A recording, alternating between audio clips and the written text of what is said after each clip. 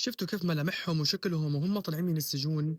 ليش المختطفين اللي بيطلعوا من غزة بنلاقي أخبارهم على السوشيال ميديا تضج أخبارهم بجلسات الاستماع، بينما الأسير الفلسطيني محجم ومختفي على الإعلام بعد سنتين ومن أهم المواضيع، وبحس كتير تركناها صوت الأسرى. صوتهم لازم يوصل للعالم. كل أسير بيطلع من السجن بيحكي عن الجحيم اللي عاشه داخل السجن.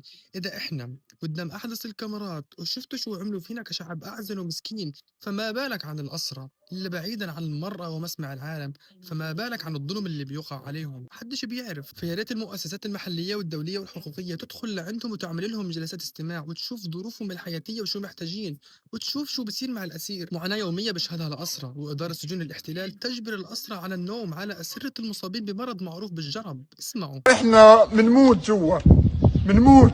معنا مرض سكايبوس جلدي، اكلنا اكل. مع انعدام الرعاية الطبية وتجاهل لمعاناتهم الصحية والاقتحام بالكلاب والغازات السامة داخل السجون، والأسيرات تعاني من العنف والإهانات المستمرة. ومن أسوأ الأساليب اللي بيستخدموهم بحق الأسرى لما يخبروهم داخل السجون باستشهاد أقاربهم داخل القطاع، فوصلوا الظلم اللي وقع عليهم للعالم.